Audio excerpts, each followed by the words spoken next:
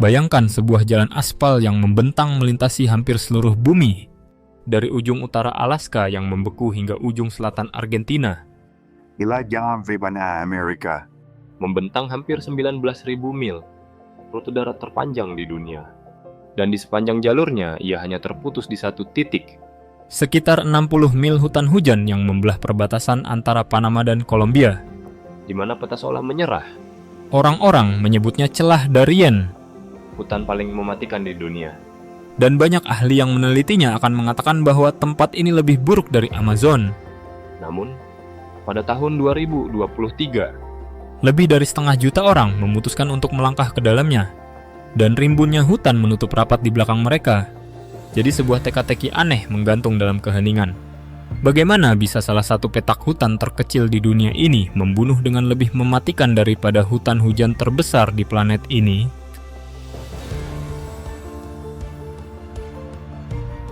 Cobalah membayangkan luasnya Amazon di kepala Anda dan Anda pasti tidak akan sanggup.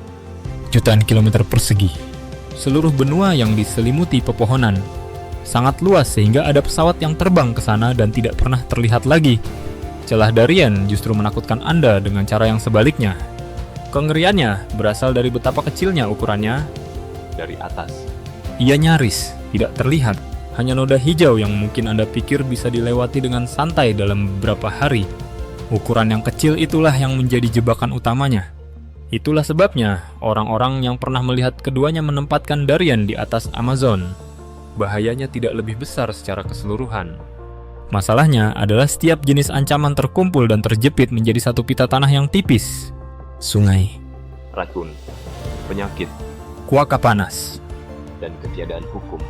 Semuanya diperas ke dalam area yang membentang sekitar 100 km saja. Jika Amazon menyebarkan bahayanya ke seluruh benua, Darien melipat semua bahaya itu ke dalam jarak tempuh liburan akhir pekan. Dan di balik semua itu terdapat satu kebenaran yang tanpa ampun. Tidak ada seorang pun yang akan datang untuk menyelamatkan Anda. Nyaris tidak ada kota, tidak ada jalan raya, tidak ada tim penyelamat. Bahkan seringkali tidak ada sinyal telepon sama sekali. Satu ketidakhadiran itu mengubah masalah kecil menjadi sangat mematikan. Pergelangan kaki yang terkilir, yang hanya dianggap gangguan biasa di tempat lain. Berarti Anda tidak bisa mengimbangi kecepatan rombongan. Dan tertinggal di belakang adalah hukuman mati tersendiri. Luka gores yang bisa sembuh di rumah. Di tempat yang panas dan lembab ini, bisa menjadi hal yang mengakhiri hidup Anda, karena tidak ada air bersih. Tidak ada obat-obatan. Dan tidak ada jalan keluar. Sebelum melanjutkan, izinkan saya menanyakan sesuatu secara langsung. Dari belahan dunia mana Anda menonton video ini? Tuliskan negara Anda di kolom komentar. Karena saya sangat suka melihat seberapa jauh cerita ini menyebar. Dan ketik Y jika Anda merasa bisa bertahan hidup satu hari saja di tempat seperti ini. Atau ketik N jika sama sekali tidak ada peluang bagi Anda. Jika cerita ini menarik perhatian Anda, berikan dukungan agar saluran ini dapat menjangkau lebih banyak orang yang mungkin belum pernah mendengar tentang Darien. Sekarang mari saya bawa Anda masuk ke dalam.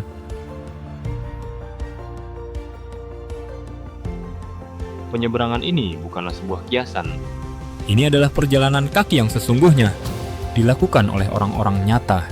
Biasanya memakan waktu 4 hingga 12 hari menembus hutan yang tiada putusnya. Sebagian besar memulai perjalanan di dekat perbatasan Panama, di sebuah kota kecil bernama Yaviza. Tempat jalan raya berakhir dan jalur sempit ke dalam pepohonan mengambil alih. Banyak orang telah menghabiskan perbekalan makanan mereka pada hari kedua atau ketiga. Jauh sebelum bagian tersulit dari perjalanan ini berakhir. Begitu hutan menangkap Anda, cawan menutup pintu di belakang punggung Anda. Gak ada sinyal untuk menghubungi siapapun. Tidak ada pos penjaga hutan. Dan tidak ada petunjuk jalan keluar. Berbalik arah bisa sama mematikannya dengan terus memaksakan diri maju. Sehingga sebagian besar orang terus melangkah. Semakin dalam. Karena maju adalah satu-satunya pintu yang dibiarkan terbuka oleh hutan ini. Selama beberapa tahun, angka pelintas di jalur tersebut melonjak dengan cara yang sulit dipercaya. Sekitar 24.000 orang menyeberang pada tahun 2019, menjelang 2022. Jumlahnya mendekati 250.000. Kemudian pada tahun 2023 mencetak rekor baru. melewati angka 520.000 jiwa hanya dalam 1 tahun. Setelah itu, kurvanya turun hampir sama tajamnya dengan saat ia melonjak. Pada tahun 2024, jumlahnya turun menjadi sedikit di atas 300.000. merosot lebih dari 40%. Sepanjang 2025, Kejatuhan ini berlanjut lebih jauh, setelah Panama memperketat perbatasannya menutup stasiun transit migran. dan mencapai kesepakatan dengan Amerika Serikat, arus manusia nyaris terhenti. Layanan migrasinya hanya mencatat beberapa ribu penyeberangan di seluruh paruh pertama 2025, dan menjelang November bulan itu, Jumlah bulanan turun drastis menjadi hanya sekitar belasan orang. Pejabat Amerika Serikat menyebut penurunan tersebut mencapai lebih dari 99%. Sebuah hutan yang telah menelan 500 juta manusia dalam setahun kini hampir sunyi senyap. Dan pada akhir 2025 muncul kejutan paling aneh dari semuanya. Dengan ribuan orang kini menyusuri rute tersebut secara terbalik, berjalan kembali ke selatan setelah menyerah untuk menuju utara. Dan ini tidak pernah hanya melibatkan satu sudut dunia saja. pada tahun 2024, Mayoritas pejalan kaki adalah warga Venezuela, sekitar 2/3-nya. namun sisanya datang dari berbagai tempat, mulai dari Kolombia Ekuador, dan Haiti, dengan sekitar 1 dari 20 orang datang jauh-jauh dari Tiongkok di sisi lain bumi. orang-orang melintasi lautan dengan pesawat terbang hanya untuk melintasi hutan dengan berjalan kaki. Bahkan pada puncaknya di tahun 2023, nyaris 1 dari 5 orang yang berjalan kaki adalah anak-anak. Namun, Hal pertama yang bisa menghancurkan seseorang di sini, sebelum ular apapun, sebelum apapun yang menggigit, sama sekali bukanlah seekor binatang buas. Itu adalah sesuatu yang bersembunyi, diam dan sabar di bawah tumpukan dedaunan yang gugur. terselip di antara daun-daun mati di lantai hutan. Hidup seekor ular yang oleh penduduk setempat disebut terciopelo. Yang berarti si beludru. Ilmu pengetahuan mengklasifikasikannya di bawah nama Verdelens. Dan makhluk ini secara luas dianggap sebagai ular paling mematikan di benua Amerika. Bertanggung jawab atas lebih banyak kematian manusia daripada reptil lain di benua tersebut. Ia beristirahat di bawah serasah coklat. Corak tubuhnya menyatu sempurna dengannya, menetap tepat di dekat jalur yang biasa digunakan orang. Karena di sanalah mangsanya lewat. Kegelapan juga tidak memberikan Anda perlindungan. Di wajahnya terdapat lubang yang bisa mendeteksi panas. Sehingga bahkan dalam kegelapan total ia bisa merasakan kehangatan makhluk hidup. Ia melacak panas darah Anda. Angka-angka yang ada membuat ketakutan ini sangat rasional. Satu gigitan melepaskan rata-rata sekitar 105 mg bisa. Dan gigitan yang melampaui 300 mg telah tercatat. Dosis yang diyakini mematikan bagi seorang manusia hanya berada di kisaran 50 mg. Jadi, satu serangan aja sudah bisa membawa racun 2 kali lipat dari jumlah yang mematikan. Dan racun itu mulai bekerja dalam hitungan menit. ada cerita lama bahwa ular jenis ini pernah menghentikan laju seluruh pasukan tempur. Barisan tentara yang terhenti oleh sesuatu di padang rumput. Di dalam hutan ini, Sang ular adalah perbatasan yang tidak pernah tergambar di peta manapun. betapa juga satu dog berburu sendirian. Bushmaster Ular berbisa terpanjang di bumi. juga hidup di sini dengan muatan racun yang setara. Meskipun ia lebih menyukai kedalaman hutan yang belum tersentuh dan jauh lebih jarang menggigit manusia. Tumbuhan pun ikut mengambil peran. Palem hitam menumbuhkan duri sepanjang beberapa sentimeter yang langsung patah di bawah kulit saat Anda menyentuhnya. Kemudian perlahan masuk semakin dalam. Dan di dunia yang basah serta tanpa obat ini, hal itu saja sudah bisa berubah menjadi sesuatu yang mematikan. Ada juga katak panah beracun. Bertubuh mungil dan berwarna sangat cerah. Warna mereka bukanlah hiasan melainkan peringatan. Di sini, Bahkan keindahan pun memiliki taring. ular-ular berukuran lebih besar juga meluncur menembus air. Anaconda salah satu di antaranya. Namun, Tidak satu pun dari hewan ini yang menduduki takhta tertinggi. Hewan yang tampaknya membuat seluruh hutan terdiam menghormatinya adalah sesuatu yang sama sekali berbeda.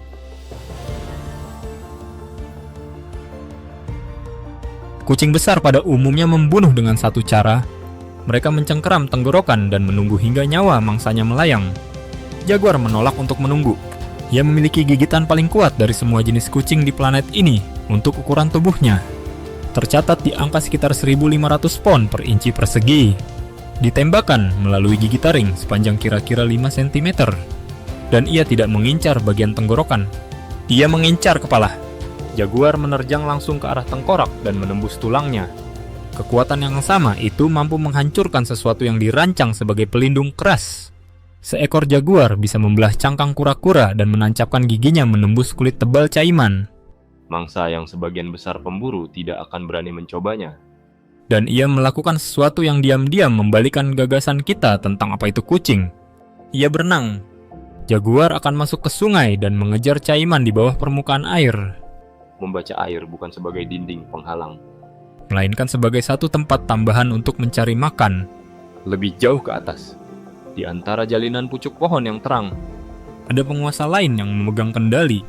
Elang harpi termasuk burung pemangsa terbesar di dunia. dengan rentang sayapnya mencapai hampir 2 meter. Cakar belakangnya mencapai 4 hingga 5 inci. Seringkali disandingkan dengan cakar beruang coklat. Dan cengkeramannya dapat menutup dengan kekuatan lebih dari 50 kg. Jauh mengerdilkan kekuatan elang botak. Dengannya, Elang ini memetik monyet dan kukang langsung dari dahan tempat mangsa merasa diri mereka aman. Kedua pemangsa ini membagi wilayah hutan karena hutan ini bertumpuk berlapis-lapis, mirip sebuah menara. Kanopi di atas ketinggian 40 meter takluk pada elang harpi dan monyet-monyet. Bagian tengah yang penuh jerat dahan adalah milik tanaman rambat. Tanah yang gelap dan basah adalah milik ular dan jaguar yang sedang berpatroli. setiap lapisan memiliki caranya sendiri untuk mengakhiri sebuah kehidupan. Sekarang saya sangat penasaran kemana Anda lebih condong dari semua hal yang ditunjukkan tempat ini sejauh ini. Makhluk mana yang paling meresap ke dalam ketakutan Anda? Jaguar yang mampu menggigit tembus tulang atau burung elang dengan cengkraman sekuat beruang? Beritahu saya di kolom komentar. Dan biarkan saya tahu apa yang paling mengejutkan Anda dari hutan ini. Namun, Gigi dan cakar bukanlah hal yang menggerogoti manusia terlebih dahulu. Jauh sebelum ada pemangsa yang mendapat kesempatan. bentang alam itu sendirilah yang mulai menghancurkan mereka. Jalur ini tidak akan tetap datar untuk waktu yang lama. Di suatu tempat di tengah perjalanan, menjulang sebuah tanjakan panjang nan kejam yang diberi nama sendiri oleh para pejalan kaki. Mereka menyebutnya Gunung Kematian. Tidak ada penanda. Tidak ada kesepakatan pasti mengenai tingginya. Hanya sebuah kemiringan yang begitu curam dan tanpa akhir yang telah menjadi legenda di antara siapa saja yang pernah berdiri di kakinya. Anda harus menyeret tubuh Anda naik dalam keadaan basah kuyup, Terkuras tenaganya, seringkali tanpa sisa makanan apapun. dan sama sekali tidak ada jalan pintas untuk menghindarinya. Dan gunung itu hanyalah salah satu topeng yang dikenakan oleh musuh yang sama. Hujan turun dengan deras di sini hampir sepanjang tahun, dan sungai-sungai pun menjawabnya. Orang-orang melangkah ke dalam air yang bisa naik hingga ke dada, Mencengkeram tali yang diikatkan di antara pepohonan. mendorong tubuh melawan arus yang keras. Bahaya utamanya bukanlah kedalamannya, melainkan seberapa cepat kondisinya berubah. Sungai yang Anda seberangi saat fajar bisa meluap beberapa meter dalam hitungan jam dan menjadi tak bisa dikenali lagi pada sore hari. Lalu kembali menyusut seolah-olah tidak terjadi apa-apa. Di sisi Kolombia terletak rawa Atrato, salah satu bentangan berair tanpa jalan raya yang menjaga celah ini tetap tak tertaklukkan selamanya. Tidak ada tanah padat untuk berpijak dalam waktu lama. Tidak ada tempat kering untuk beristirahat. Yang ada hanyalah lumpur dan air serta kerja keras menguras fisik untuk menyeret tubuh melewati keduanya. Setiap langkah harus dicabut dengan paksa sebelum langkah berikutnya bisa dipijakan. Dan sehari penuh melakukan hal itu menguras habis tenaga seseorang dengan cara yang tidak akan pernah bisa dilakukan oleh perjalanan jauh di atas tanah datar. Di atas semua penderitaan itu, cuaca panas menekan tanpa ampun. Suhu udara melonjak melewati angka 35 derajat. Dan udaranya begitu berat sehingga terasa seperti bernapas melalui kain basah. Tubuh mengeluarkan air lebih cepat daripada yang bisa dimasukkan, tanpa ada sumber bersih untuk meminumnya. Sehingga rasa haus dan kelelahan datang secara bersamaan dan saling memperkuat. Sebagian besar orang hanya membawa barang yang muat di pundak mereka, dan sebagian besar dari barang itu akan habis dalam beberapa hari. Kelelahan ekstrem di sini bukanlah sebuah kegagalan kemauan diri. Ini murni fisika. Iya, setidaknya daratan bisa Anda lihat kedatangannya.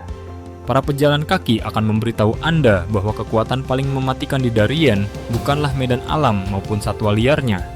Kekuatan itu berdiri tegak dengan dua kaki. Dan ia bisa berbicara.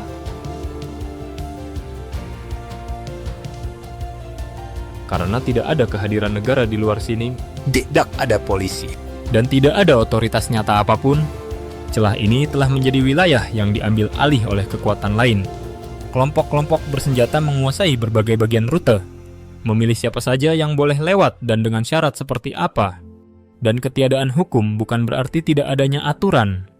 Hal ini berarti bahwa aturan ditulis oleh siapapun yang paling kuat di petak pepohonan tersebut.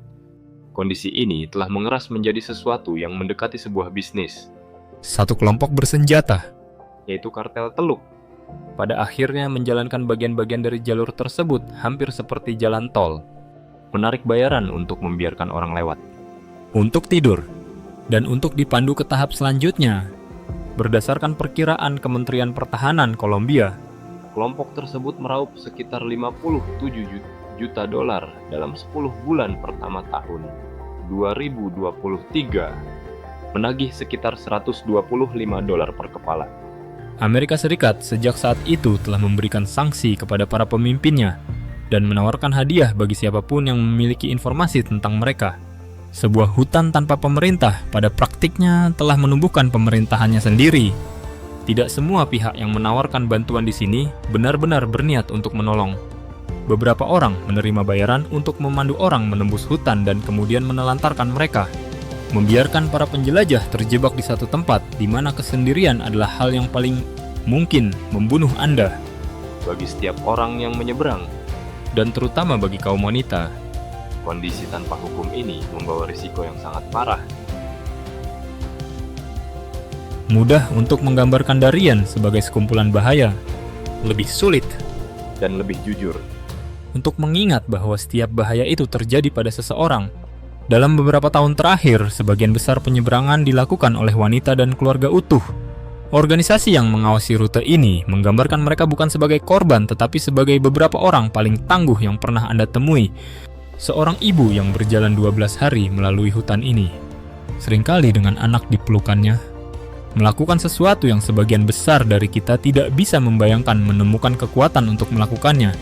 Apa yang tertinggal pada orang yang duduk dan mendengarkan jarang sekali bahayanya. Itu adalah kelembutannya. Ada kisah tentang seorang janda yang kehilangan suaminya di suatu tempat di jalur itu. Ketika dia akhirnya berbicara tentang dia melakukannya bukan dengan kepahitan tetapi dengan cinta. Melukis pria itu seolah-olah dia masih di sampingnya. Hutan mengambil jumlah yang sangat besar darinya. Dan satu hal yang tidak bisa dijangkau adalah itu. Ada kemenangan yang lebih kecil juga. Seorang ayah terpisah dari anaknya dalam kekacauan jalan itu. Yakin dia telah kehilangan segalanya. Dan menemukan anak itu lagi hanya karena orang asing yang dia temui beberapa hari sebelumnya menolak untuk berhenti mencari bersamanya. Di tempat yang dibangun untuk melucuti manusia menjadi tidak ada apa-apa selain bertahan hidup. Jenis belas kasih seperti itu mungkin adalah hal yang paling tidak terduga yang dibuat oleh Darien. Risiko di sini paling berat bagi wanita. Dan kelompok bantuan mencatat bahaya tersebut dengan hati-hati dan tanpa sensasi. Tetapi orang-orang yang mengalaminya menolak untuk direduksi menjadi itu. Mereka terus berjalan. Mereka mencapai sisi jauh, dan mereka mulai lagi. Dan hutan yang mereka lalui menyembunyikan pembunuh yang jauh lebih kecil daripada pria manapun di jalur itu. Hal-hal dengan sayap dan penyengat yang diam-diam merenggut lebih banyak nyawa daripada apapun yang memakai taring. Hanya siapapun yang telah membaca tentang tempat ini, dan mereka akan mulai mendaftar kengerian yang lebih kecil. Dan setiap nama itu nyata. Hutan menampung lebah madu Afrika, yang disebut lebah pembunuh yang mengerumuni dan menyengat berulang kali. Ini menampung kalajengking dan kelabang, laba-laba beracun, katak racun, anaconda. Yang lain juga disebut piranha di sungai dan semut peluru yang sengatannya adalah legenda. Meskipun mereka lebih sulit untuk dipastikan untuk bagian hutan yang tepat ini, dan layak mendapatkan lebih banyak kehati-hatian daripada kepastian. Lalu ada caiman. Bukan pandangan langka tetapi hampir jaminan. Berbaring menunggu di hampir setiap sungai yang harus diseberangi. Mengawasi dari air berlumpur saat orang berjalan lewat. Sungai yang sudah ditakuti orang karena arusnya juga menyembunyikan apa yang hidup di bawahnya. Dan hampir tidak pernah ada jalan untuk melewatinya. Untuk terus maju, Anda pergi melalui air. Berulang kali. Dan Anda berdoa bahwa apapun yang ada di dalamnya memiliki matanya di tempat lain. Tetapi hal-hal kecil yang paling mematikan di Darien sama sekali tidak memiliki taring. Mereka memiliki sayap, malaria, demam berdarah, dan demam kuning. Semuanya bepergian melalui hutan ini di atas serangga. Penyakit yang bisa dibersihkan oleh rumah sakit dalam satu sore, dan yang tidak bisa dilakukan oleh hutan di tempat tanpa klinik, tanpa obat, dan tanpa jalan keluar. Demam yang akan menjadi 1 minggu yang sulit di rumah menjadi sesuatu yang lain. Tidak ada tempat untuk berbaring diam sampai pecah. Gigitan yang tidak pernah Anda perhatikan bisa terbukti lebih mematikan daripada ular yang Anda lakukan. Hewan dengan gigi mengumpulkan semua ketakutan dan semua foto.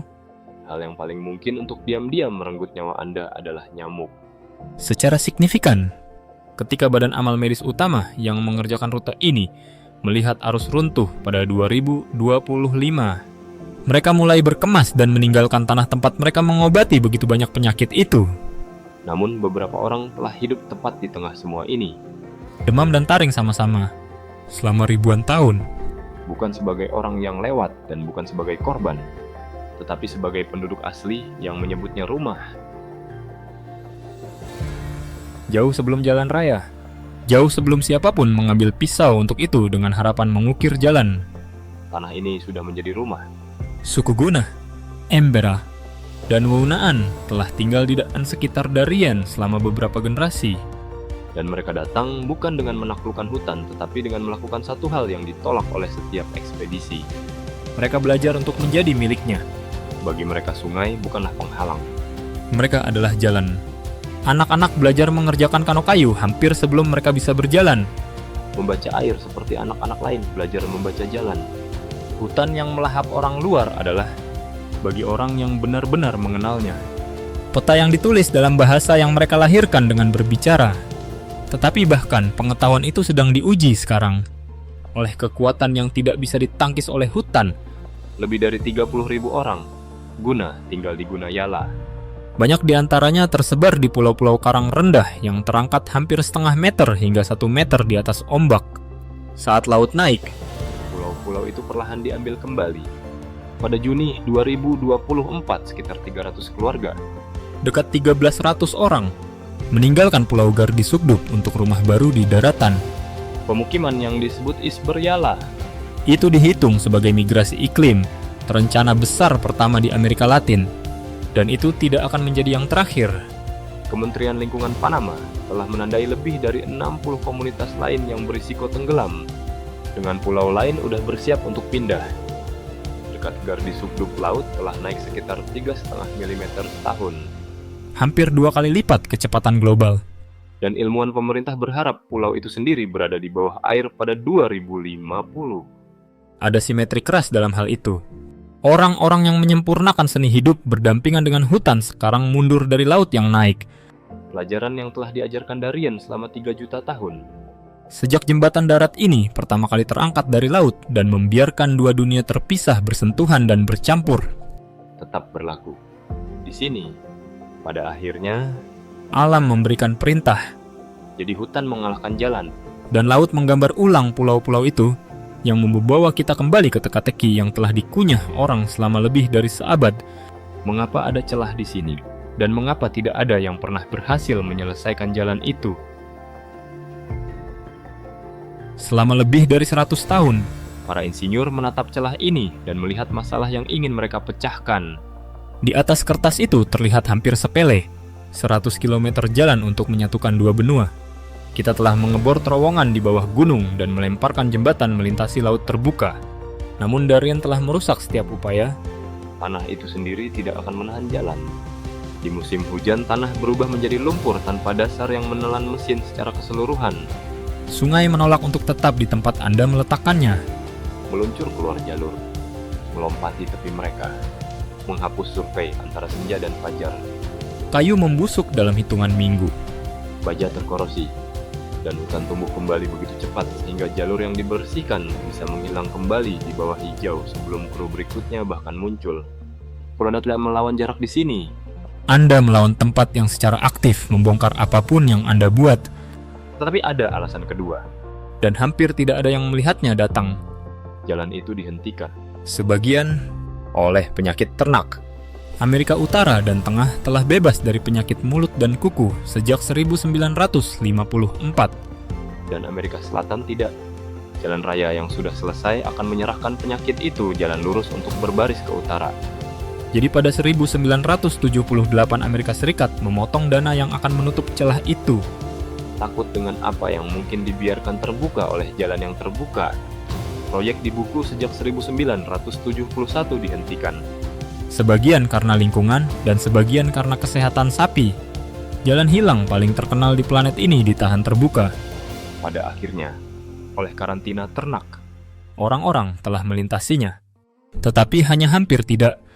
Penyeberangan mobil darat pertama yang diakui oleh Guinness World Records terjadi pada 1959 dan 1960. Sebuah Land Rover dan sebuah Jeep menggiling jalan mereka keluar dari Panama dan ke Kolombia. Biayanya 136 hari. Kecepatan rata-rata mereka selama seluruh ekspedisi keluar menjadi sekitar 200 meter per jam. lebih lambat dari yang bisa Anda merangkak. Jadi bahkan geografi saja merendahkan Anda. Tetapi jika suatu tempat dapat menghentikan seluruh pasukan insinyur dan melahap mesin mereka, Anda harus bertanya apa yang bisa mendorong 500 juta orang biasa untuk melangkah ke dalamnya dengan sukarela, dengan berjalan kaki.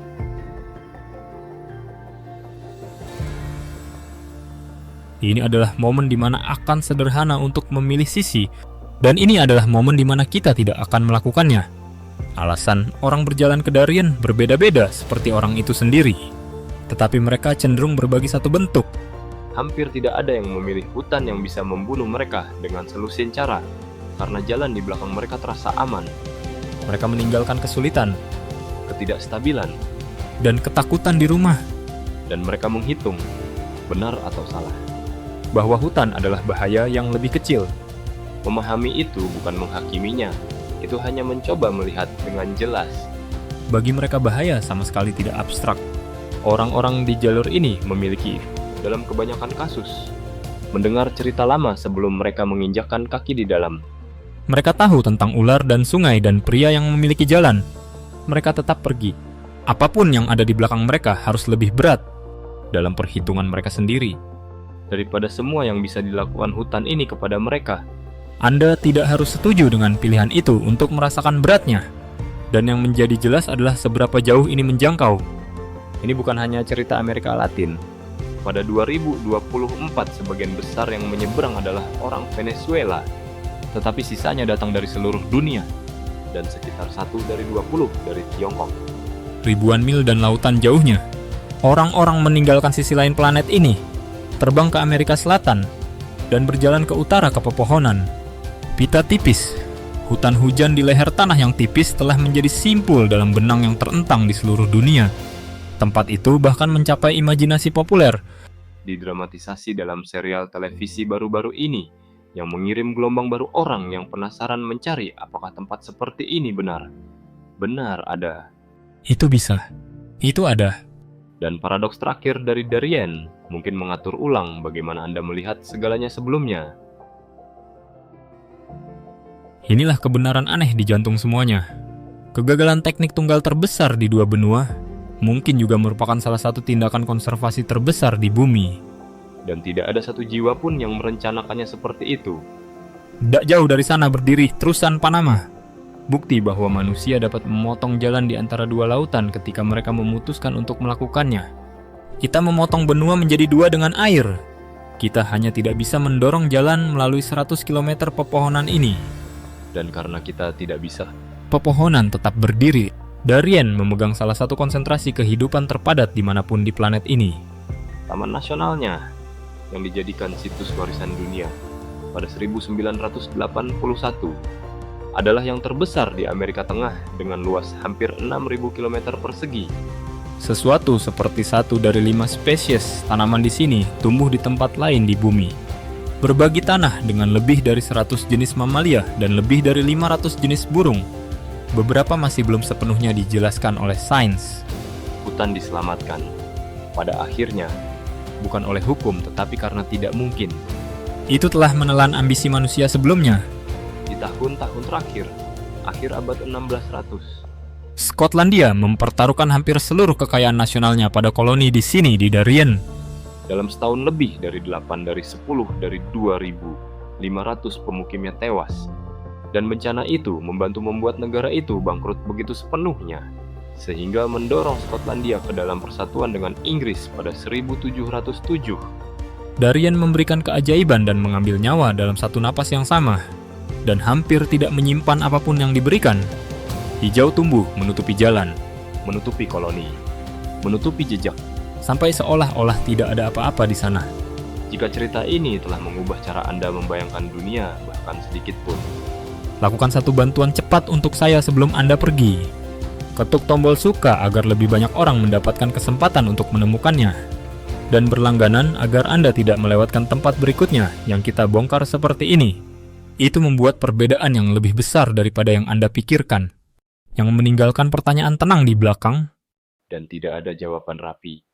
Kita telah menjembatani lautan dan mengebor melalui gunung dan membengkokkan seluruh garis pantai sesuai keinginan kita. Dan di suatu tempat di leher tanah tipis di antara dua benua, Sebidang hutan selebar 60 mil masih mengatakan tidak. mungkin tempat paling berbahaya di bumi bukanlah tempat yang mengalahkan kita. Mungkin itu adalah tempat yang mengingatkan kita bahwa kita tidak pernah sepenuhnya memegang kendali sejak awal. Terima kasih sudah menonton. Kalau video ini lucu atau bermanfaat, jangan lupa like, subscribe, dan nyalakan loncengnya agar tidak ketinggalan video baru. Sampai jumpa di video berikutnya.